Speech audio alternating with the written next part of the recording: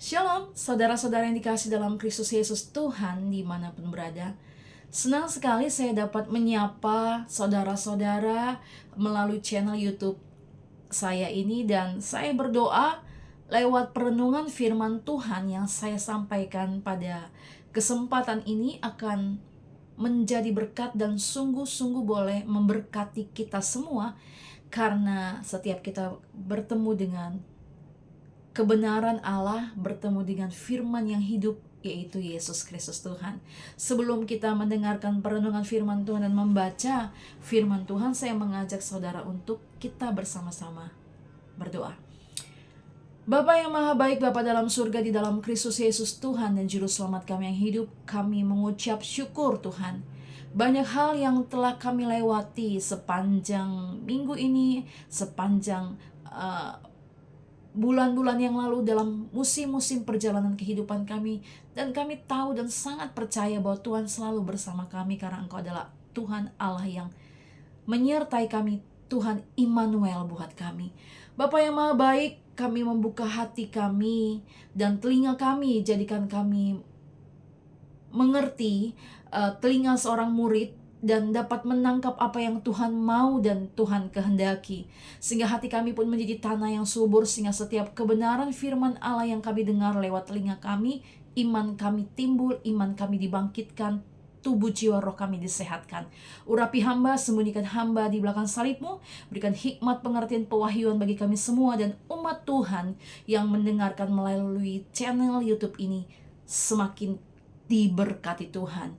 Hanya di dalam nama Tuhan Yesus Kristus berfirmanlah Engkau, berbicaralah Engkau Tuhan.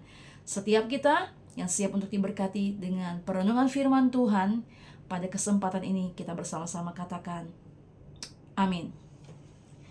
Saudaraku yang dikasih dalam Kristus Yesus Tuhan, saya memberikan tema dengan sebuah tema yang sederhana dari pembacaan Alkitab pada kesempatan ini, yaitu dari Yohanes, Injil Yohanes 11 ayat 1 sampai dengan 44, dan saya memberi judul yaitu kisah dari Lazarus dibangkitkan. Kisah dari Lazarus dibangkitkan. Saya akan membacakan firman Tuhan, saudaraku. Kita boleh membaca bersama-sama, saudara, di tempat saudara masing-masing, yaitu dari Injil Yohanes 11 ayat 1 sampai dengan ayat 44. Perikomnya adalah Lazarus dibangkitkan. Ada seorang yang sedang sakit, namanya Lazarus. Ia tinggal di Betania, kampung Maria dan adiknya Marta. Maria ialah perempuan yang pernah meminyaki kaki Tuhan dengan minyak mur dan menyekanya dengan rambutnya. Dan Lazarus yang sakit itu adalah saudaranya. Kedua perempuan itu mengirim kabar kepada Yesus, "Tuhan, dia yang Engkau kasihi sakit." Ketika Yesus mendengar kabar itu, ia berkata, "Penyakit itu tidak akan membawa kematian, tetapi akan menyatakan kemuliaan Allah. Sebab oleh penyakit itu, anak Allah akan dimuliakan." Yesus memang mengasihi Marta dan kakaknya dan Lazarus. Namun setelah didengarnya bahwa Lazarus sakit, ia sengaja tinggal 2 hari lagi di tempat di mana ia berada. Tetapi sesudah itu ia berkata kepada murid-muridnya, "Mari kita kembali lagi ke Yudea." Murid-murid itu berkata kepadanya, "Rabi, baru-baru ini orang-orang Yahudi mencoba melempari engkau. Masih maukah engkau kembali ke sana?" Jawab Yesus, "Bukankah ada 12 jam dalam satu hari? Siapa yang berjalan pada siang hari, kakinya tidak terantuk karena ia melihat terang dunia ini. Tetapi jikalau seorang berjalan pada malam hari, kakinya terantuk karena terang tidak ada di dalam dirinya." Demikianlah perkataannya, dan sesudah itu ia berkata kepada mereka, "Lazarus, saudara kita, telah tertidur. Tetapi aku pergi ke sana untuk membangunkan dia dari tidurnya." Di ayat 12 berkata, "Maka kata murid-murid itu kepadanya, 'Tuhan, jikalau ia tertidur, ia akan sembuh.' Tapi maksud Yesus ialah tertidur dalam arti mati. Sedangkan sangka mereka Yesus berkata tentang tertidur dalam arti biasa. Karena itu Yesus berkata dengan terus terang, 'Lazarus sudah mati, tetapi syukurlah aku tidak hadir pada waktu itu, sebab demikian lebih baik bagimu supaya kamu dapat belajar percaya.' Marilah kita pergi sekarang kepadanya. Lalu Thomas yang disebut Didimus berkata kepada teman-temannya, yaitu murid-murid yang lain, marilah kita pergi juga untuk mati bersama-sama dengan dia. Maka ketika Yesus tiba, didapatinya Lazarus telah 4 hari berbaring di dalam kubur.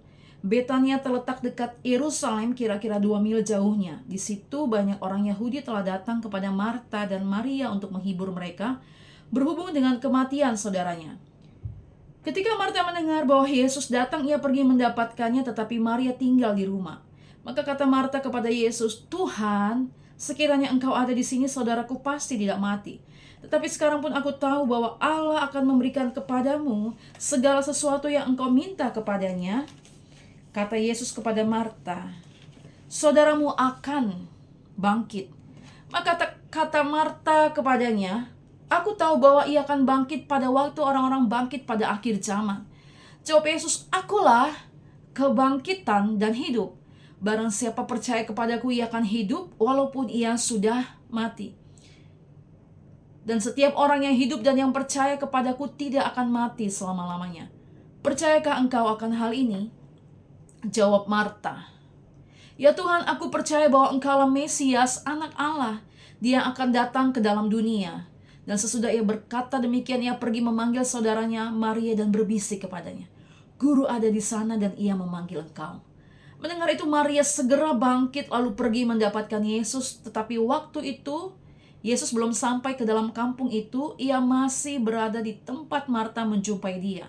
Ketika orang-orang Yahudi yang bersama-sama dengan Maria di rumah itu untuk menghiburnya melihat bahwa Maria segera bangkit dan pergi keluar, mereka mengikutinya karena mereka menyangka bahwa ia pergi ke kubur untuk meratap di situ. Setibanya Maria di tempat Yesus berada dan melihat dia, tersungkurlah ia di depan kakinya dan berkata kepadanya, "Tuhan, sekiranya Engkau ada di sini, saudaraku pasti tidak mati." Ketika Yesus melihat Maria menangis dan juga orang-orang Yahudi yang datang bersama-sama dia, maka masyghullah hatinya. Ia sangat terharu dan berkata, "Di manakah dia kamu baringkan?" Jawab mereka, "Tuhan, marilah dan lihatlah." Maka menangislah Yesus. Kata orang-orang Yahudi, "Lihatlah betapa kasihnya kepadanya." Tetapi beberapa orang di antaranya berkata, "Ia yang memelekkan mata orang buta, tidak sanggupkah ia bertindak sehingga orang ini tidak mati?" Maka masyghullah pula hati Yesus, lalu ia pergi ke kubur itu. Kubur itu adalah sebuah gua yang ditutup dengan batu. Kata Yesus, "Angkat batu itu." Marta, saudara orang yang meninggal itu, berkata kepadanya, "Tuhan, ia sudah berbau sebab sudah 4 hari ia mati." Jawab Yesus, "Bukankah sudah kukatakan kepadamu, jikalau engkau percaya, engkau akan melihat kemuliaan Allah." Maka mereka mengangkat batu itu, lalu Yesus menengadah ke atas dan berkata, "Bapa, aku mengucap syukur kepadamu karena engkau telah mendengarkan aku. Aku tahu bahwa engkau selalu mendengarkan aku, tetapi oleh karena orang banyak yang berdiri di sini mengelilingi aku mengatakan supaya mereka percaya bahwa engkau yang telah mengutus aku." Dan sesudah berkata demikian, berserulah ia dengan suara keras, "Lazarus, marilah keluar." Orang yang telah mati itu datang keluar, kaki dan tangannya masih terikat dengan kain kapan dan mukanya tertutup dengan kain peluh. Kata Yesus kepada mereka, "Bukalah kain itu dan biarkan ia pergi." Haleluya. Saudaraku yang dikasihi dalam Kristus Yesus Tuhan, pembacaan firman Tuhan dari Injil Yohanes 11 ayat 1 sampai dengan 44 ini saya mencatat ada 4 hal yang menjadi berkat buat kita mengenai kisah Lazarus dibangkitkan ini, saudaraku. Dan saya berdoa, saya percaya setiap kita yang mendengarkan firman Tuhan dengan mata yang tertuju kepada Kristus Yesus Tuhan dan rindu dan mau untuk menerima berkat dari firman Tuhan, maka percayalah saudara saya diberkati Tuhan. Poin pertama yang saya catat adalah bahwa bagi orang yang dikasihi Tuhan, yaitu saudara dan saya, hal-hal yang tidak nyaman, hal-hal yang pahit sekalipun, kelemahan saudara, sakit penyakit, bahkan kesulitan saudara, bahkan suatu keadaan yang secara manusia itu mungkin kondisinya seperti tidak ada harapan. Tetapi ketahuilah lewat kebenaran firman Tuhan pada saat ini, semua itu, dibalik semua itu adalah untuk menyatakan kemuliaan Tuhan. Katakan amin, saudaraku. Di ayat 4 dia katakan, ketika Yesus mendengar kabar itu, ia berkata penyakit itu tidak akan membawa kematian, tetapi akan menyatakan kemuliaan Allah, sebab oleh penyakit itu anak Allah dimuliakan. Karena di ayat sebelumnya dikatakan, dan Lazarus yang sakit itu adalah saudaranya, dan kedua perempuan itu mengirim kabar kepada Yesus, Tuhan, dia yang engkau kasihi sakit.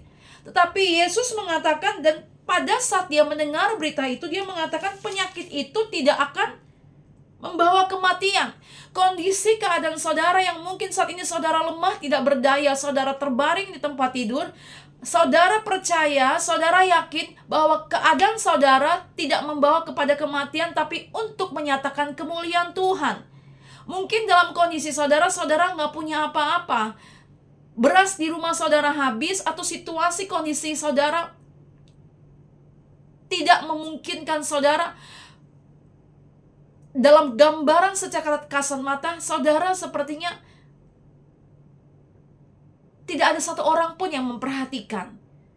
Situasi pekerjaan saudara tidak memungkinkan saudara untuk mencapai hal-hal yang saudara sedang inginkan. Tapi ketahuilah, keadaan, kondisi yang sekalipun itu terpuruk secara manusia, logika manusia, tetapi kalau Tuhan berkata dan Tuhan mendengar seruan saudara, dan saudara adalah orang-orang yang dikasihi Tuhan, karena ada penebusan Kristus dalam hidup saudara dan saya, maka segala sesuatu itu, kesulitan, tantangan, atau sakit, penyakit, kelemahan, atau keterbatasan saudara, bahkan kondisi keuangan saudara yang mungkin saat ini saudara sedang membutuhkan berkat Tuhan, percayalah bahwa di balik semua itu adalah untuk menyatakan kemuliaan Tuhan. Mungkin saudara berkata, Tuhan tidak menolong saya, Tuhan membiarkan saya. Terkadang Tuhan mengizinkan sesuatu itu mungkin membutuhkan waktu beberapa hari, tetapi di balik semua itu Tuhan tepat pada waktunya akan menolong saudara dan saya. Dikatakan di ayat 6 di sini, namun setelah didengar bahwa Lazarus sakit, ia sengaja tinggal 2 hari lagi di tempat di mana ia berada. Kalau saudara saat ini sedang menanti pertolongan Tuhan, menanti jawaban daripada Tuhan, saudara harus tetap memiliki iman percaya yang kuat dan teguh kepada Tuhan. Di sini dikatakan Yesus sengaja, bukan Yesus kurang kerjaan saudara, atau Yesus memperlambat waktunya dengan sengaja, tetapi Tuhan punya waktu yang tepat. Waktu itulah untuk menyatakan kemuliaan Tuhan, saudaraku. Yang dibutuhkan adalah saudara harus tetap percaya. Saudara dan saya harus tetap percaya dengan hati yang tertuju kepada Tuhan. Lazarus dikatakan sakit, Yesus mendengarnya bukan langsung datang saudara menolong. Dia bisa saja langsung datang, tapi dia sengaja, dikatakan dalam bahasa yang kita telah baca dalam Alkitab, saudaraku. Tetapi dikatakan bahwa itu untuk menyatakan kemuliaan Tuhan. Jadi kalau saudara saat ini sedang menanti pertolongan Tuhan, saudara mungkin terbaring, saudara mungkin sedang lemah, saudara mungkin sedang menanti jawaban Tuhan, baik dalam pekerjaan, baik dalam bisnis saudara, menanti-nantikan jawaban di mana saudara dengan berkat atau yang rezeki atau yang sedang saudara harapkan, saudara akan membangun bisnis atau pekerjaan atau apapun. Percayalah bahwa Tuhan pasti akan menjawab saudara. Kalau itu untuk kemuliaan Tuhan, Tuhan akan memberikannya kepada saudara dan saya. Katakan amin. Dan poin yang kedua adalah dari pembacaan perenungan firman Tuhan kita dari Injil Yohanes 11 ini, bahwa Lazarus yang telah berbaring 4 hari di dalam kubur itu tentunya sudah bau, saudara. Lazarus bukan mati hanya beberapa jam atau mati suri, tapi Lazarus telah berbaring di dalam kubur selama 4 hari. Berarti sudah berbau busuk, saudaraku. Kalau saudara jeli dan memperhatikan bahwa akhir-akhir ini banyak jiwa-jiwa yang dibenangkan dengan latar belakang yang tidak baik, masa lalu yang kelam menurut ukuran dunia, tidak diperhitungkan, memalukan menurut ukuran dunia, nggak ada harapan. Tapi Tuhan kita adalah Tuhan yang hidup, Tuhan yang sangat mengasihi umatnya, Tuhan yang mengasihi dan mencintai orang yang berharap, berseru dan percaya kepadanya. Maka apabila waktunya Tuhan yang tadinya tidak ada artinya, tetapi kalau Tuhan hadir, maka Tuhan akan mengangkat kehidupan setiap orang yang percaya kepadanya, setiap umat yang dikasihinya untuk kemuliaan nama Tuhan. Apapun keberadaan saudara, jika Tuhan hadir dalam hidup saudara, maka yang kita terima adalah kehidupan. Apapun keberadaan saudara, jika Tuhan hadir dalam hidup saudara dan saya, yang kita terima adalah kemuliaan. Katakan amin. Dikatakan bahwa Lazarus telah berbau busuk telah 4 hari di dalam kubur. Tetapi Yesus hadir. Apapun yang kita anggap sesuatu yang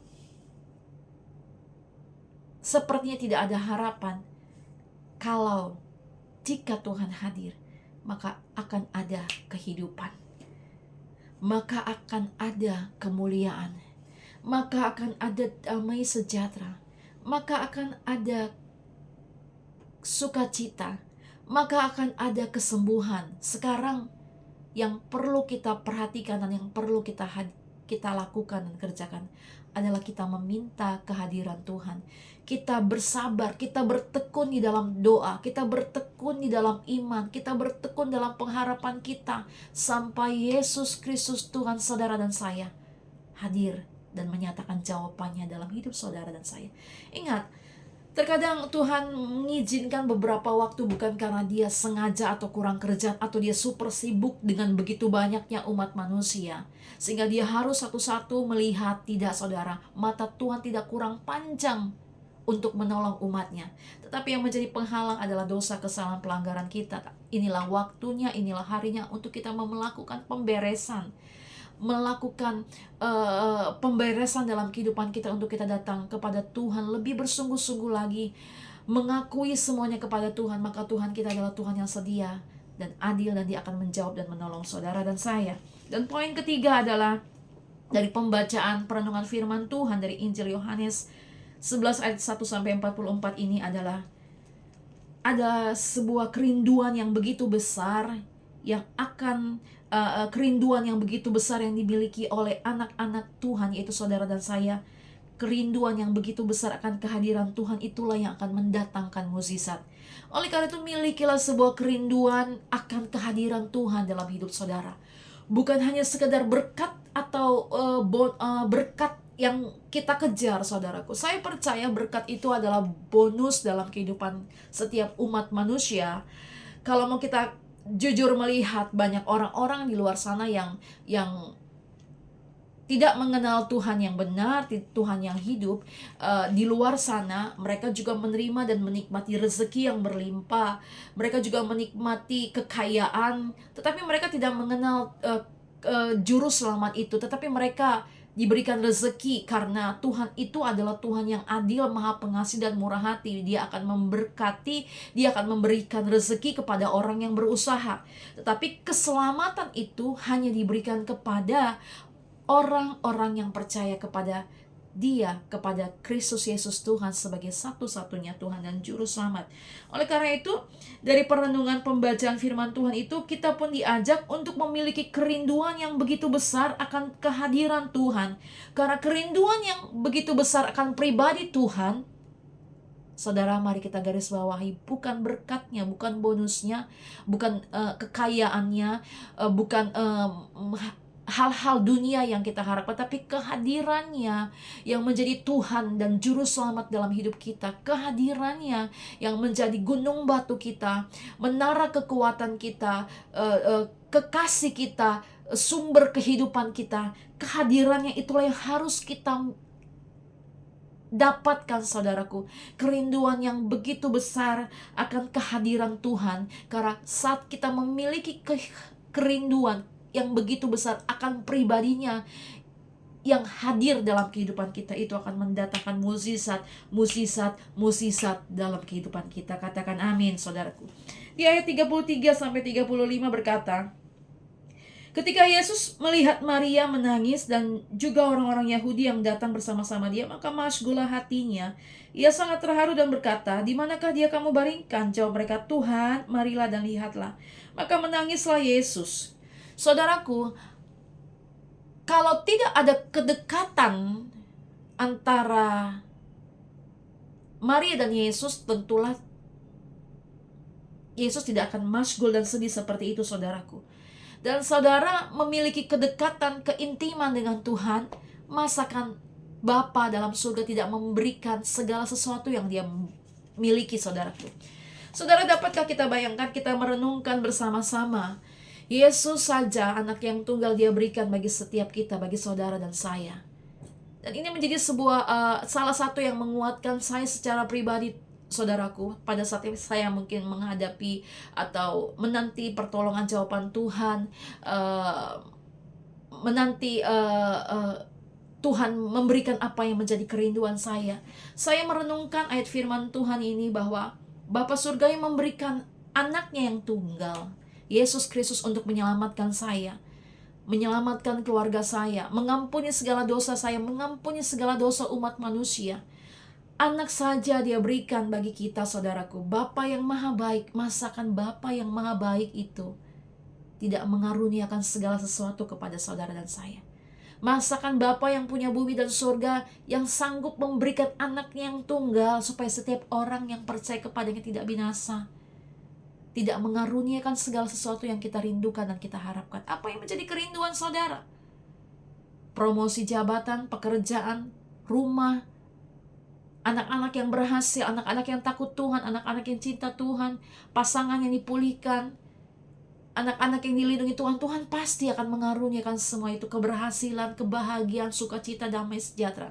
Saya sangat percaya Tuhan kita yang hidup pasti akan mengaruniakan segala sesuatunya dalam kehidupan kita dan memberikan tepat pada waktunya. Bahkan Alkitab mengatakan apa yang tidak pernah timbul dalam hati kita, tidak pernah terpikirkan bagi kita, Tuhan mengasihi dan memberikan kepada orang yang mengasihi Dia. Oleh karena itu, poin yang ketiga yang saya dapat, mari saudaraku, untuk kita memiliki kerinduan yang begitu besar akan pribadinya, kerinduan yang begitu besar untuk mengenal Dia, kerinduan yang begitu besar untuk kita terkoneksi senantiasa dengan hati Bapa, untuk kita senantiasa memiliki kemelekatan dengan Tuhan. Alkitab mengatakan bahwa saudara dan saya haruslah menjadi ranting dari pokok anggur yang benar. Kalau kita menjadi ranting dari pokok anggur yang benar, maka Tuhan sendiri akan menyalurkan dalam kehidupan kita, memberikan apa yang menjadi kebutuhan, keperluan kita, bahkan apa yang menjadi keinginan kita. Maka saudaraku, marilah kita bersama-sama memiliki kerinduan yang begitu besar akan kehadiran, akan pribadi yang bernama Yesus Kristus, Tuhan ini dalam kehidupan kita. Memiliki kerinduan untuk mengenal Dia, memiliki kerinduan untuk kita berjalan senada, seirama dengan Yesus. Dan poin yang terakhir dalam perenungan firman Tuhan kita pada kesempatan ini yang saya catat, yaitu saudaraku, sekali lagi, pada saat saudara dan saya terkoneksi dengan Tuhan, maka apa yang firman Tuhan katakan, kita akan terima. Apa yang firman Tuhan katakan, yang saudara butuhkan, saudara perlukan, bahkan yang menjadi keinginan saudara, Tuhan berikan. Apa yang menjadi kebutuhan, keperluan saudara? Kesembuhan di dalam Kristus Yesus Tuhan. Oleh bilur-bilurnya sembuhlah. Apa yang saudara dan saya butuhkan? Berkat, promosi, pekerjaan, anak-anak yang diberkati Tuhan, anak-anak yang berhasil dalam sekolah studi, masa depannya, keluarga, rumah tangga, keturunan, kehidupan yang harmonis, atau apa saja yang sedang saudara butuhkan, perlukan. Ketahuilah, anak saja Dia berikan bagi saudara dan saya. Masakan Bapa yang punya bumi dan sorga, yang punya bumi dan sorga, saudaraku. Alkitab mengatakan bahwa langit adalah tahtanya dan bumi adalah tumpuan kakinya. Bahkan jalan-jalan sorga terdiri dari emas murni, saudaraku. Maka Dia akan mengaruniakan segala sesuatu kepada saudara dan saya untuk memuliakan nama Tuhan. Saudara, mari kita sungguh-sungguh memiliki kemelekatan yang benar, yang intim dengan Tuhan. Karena Tuhan sangat mengasihi saudara dan saya. Apa yang saudara sedang butuhkan? Kesembuhan, terima saudaraku. Mari kita berdoa. Bapa dalam surga, di dalam nama Tuhan Yesus, hamba telah selesai untuk menyampaikan renungan firman Tuhan pada kesempatan hari ini. Dari Injil Yohanes 11 ayat 1-44 dari sebuah kisah Lazarus dibangkitkan. Kami tahu Tuhan bahwa Kau sangat mengasihi kami dan Kau buktikan dengan pengorbanan-Mu di atas kayu salib. Karena begitu besar kasih-Mu Bapa akan dunia ini, sehingga Kau mengaruniakan anak-Mu yang tunggal, supaya setiap orang yang percaya kepada Kristus Yesus Tuhan tidak binasa, melainkan beroleh hidup yang kekal. Kami percaya kami adalah orang yang dikasihi Tuhan, kami adalah orang yang disayang Tuhan, kami adalah orang yang dicintai Tuhan, dan dibuktikan dengan pengorbanan karya keselamatan Tuhan Yesus di atas kayu salib. Maka Tuhan, kami percaya kami menyerahkan seluruh keberadaan hidup kami, dan kami percaya di balik semua yang terjadi dalam kehidupan kami adalah untuk mendatangkan kebaikan, supaya kami menjadi pribadi yang berkenan di hadapan Tuhan, pribadi yang mulia, pribadi yang suci, kudus, tidak bercacat celah. Kami tahu bahwa di balik segala sesuatu yang Tuhan izinkan, di baliknya ada kemuliaan yang Tuhan sediakan dalam hidup kami. Mari Bapa yang maha baik, berfirmanlah Engkau, maka semua itu akan jadi. Karena apabila Engkau memulihkan dalam nama Yesus Kristus, setiap kami akan melihat, dan Tuhan buat kami terpesona untuk pemulihan yang Tuhan kerjakan, untuk mukjizat, untuk kasih karunia, untuk berkat yang Tuhan nyatakan dan kami boleh terima dan nikmati dalam kehidupan kami. Kuatkan, teguhkan iman percaya kami Bapa dalam nama Yesus. Kami adalah orang yang dikasihi Tuhan, kami adalah orang yang diberkati Tuhan lewat karya salib-Mu, lewat pengorbanan-Mu, lewat penebusan-Mu dalam hidup kami. Kami telah ditebus dan dibayar dengan harga yang lunas, yaitu oleh darah Yesus. Dalam nama Yesus. Dan kami dikuatkan Bapa bahwa lewat kisah Lazarus yang telah berbaring 4 hari dalam kubur, dan secara logika, secara hukum dunia sudah berbau busuk, tetapi kami percaya Bapa di dalam nama Yesus, asalkan Engkau hadir dalam hidup kami, Engkau Tuhan yang dapat mengangkat hidup kami, dan kemuliaan-Mu Tuhan dinyatakan dalam hidup kami. Nyatakanlah ya Tuhan, bahwa kebenaran-Mu lah yang menjadi barisan depan kami, kemuliaan-Mu lah yang menjadi barisan belakang kami. Mampukan setiap kami untuk melakukan dan mengerjakan kebenaran demi kebenaran dalam hidup kami.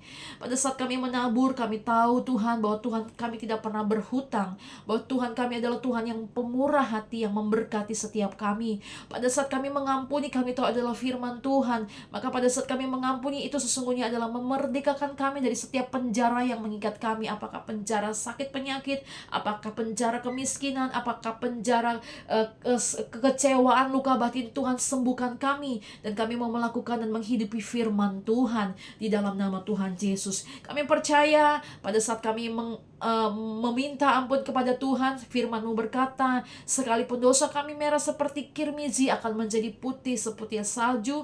Sekalipun dosa kami merah seperti kain kesumba, akan menjadi putih seperti bulu domba. Maka Tuhan akan membuat kami mulia, karena Kristus Yesus yang dimuliakan dalam kehidupan kami. Bapa, dengan kerinduan yang daripada Tuhan, biarlah kami memiliki kerinduan yang benar, kerinduan yang besar akan kehadiran Tuhan, akan pribadi-Mu yang semakin nyata dalam kehidupan kami.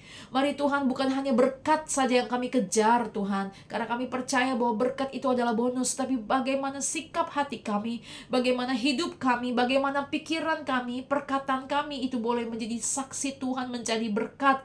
Karena kami mau memiliki sebuah kerinduan yang besar untuk mengenal Tuhan, pribadi Tuhan yang benar, Tuhan yang hidup, Tuhan yang maha pengasih dan penyayang dalam kehidupan kami. Berkati setiap kami Bapa di dalam nama Tuhan Yesus Kristus. Dan kami percaya pada saat kami terkoneksi dengan Tuhan, maka kami percaya kesembuhankah yang kami sedang perlukan, kami terima kesembuhan di dalam nama Yesus. Tubuh jiwa roh kami sehat, tubuh kami bugar, tulang-tulang kami sehat, tulang-tulang kami dibangkitkan, kesembuhan terjadi, mukjizat terjadi in Jesus name. Maka saudaraku, jika ada bagian tubuh yang sakit, letakkan tanganmu di bagian tubuh yang sakit dan katakan, oleh bilur-bilur Tuhan Yesus, oleh darah Yesus, aku sehat, aku sembuh. Aku adalah ranting dari pokok anggur yang benar. Karena aku adalah ranting dari pokok anggur yang benar, maka aku terima kesembuhan, suplai kesembuhan, mukjizat dalam nama Yesus bagi hidupku. Dalam nama Yesus, terobosan terjadi, berkat Tuhan tercurah bagi saudara yang dan saya dan kita yang sedang berdoa membutuhkan berkat-berkat Tuhan. Maka tercurahlah berkat-berkat daripada Tuhan dalam nama Yesus. Karena saudara dan saya adalah ranting dari pokok anggur yang benar. Terima kesembuhan in Jesus name. Terima mukjizat in Jesus name. Apa yang menjadi kebutuhan, keperluanmu saat ini, di dalam nama Yesus, kesehatan, kesembuhan, pemulihan keluarga, pertobatan, keselamatan yang daripada Tuhan, terima di dalam nama Tuhan Yesus Kristus. Terima kasih Bapa. Ini doa kami, ucapan syukur kami di dalam nama Yesus. Berkatilah semua kami. Kami percaya kami punya Tuhan yang luar biasa. Tuhan sangat mau untuk kemuliaan-Mu dinyatakan, kebesaran-Mu dinyatakan, kemahakuasaan-Mu dinyatakan, dan bahwa kami Tuhan limpahkan damai sejahtera-Mu yang melampaui segala akal, yang memenuhi hati dan pikiran kami di dalam Kristus Yesus. Tuhan berkati semua kami, berkati jemaat Tuhan, sehingga kami menjadi orang-orang yang setia sampai akhir, di dalam takut akan Tuhan, di dalam janji firman-Mu yang tidak pernah terlambat bagi setiap kami. Terima kasih Bapa, dalam nama Tuhan Yesus Kristus. Mari saudaraku, kita angkat tangan kita dan mata hati pikiran kita tertuju kepada Tuhan. Biarlah Tuhan yang benar, Tuhan yang hidup, yang punya bumi dan sorga, Allahnya Abraham, Ishak, Israel, Bapa yang kita panggil dalam nama Yesus, yang memberkati saudara dan saya. Tuhan memberkati dan melindungi engkau. Tuhan menyinari engkau dengan wajahnya dan memberikan kasih karunia. Tuhan menghadapkan wajahnya kepada saudara dan saya, memberikan damai sejahtera. Saudara dan saya diangkat Tuhan menjadi kepala bukan ekor, tidak akan turun tapi akan naik, diberikan kesehatan, panjang umur untuk menceritakan segala kebaikan Tuhan, untuk menjadi saksi-saksi Tuhan, untuk menjadi penginjil-penginjil Tuhan, untuk menjadi orang-orang yang duduk dalam nama Tuhan Yesus untuk menghadirkan kerajaan surga di dalam nama Tuhan Yesus Kristus. Amin. Tuhan Yesus memberkati kita semua saudaraku. Tetap setia, tetap kuat di dalam Tuhan. God bless you. God bless me. See you.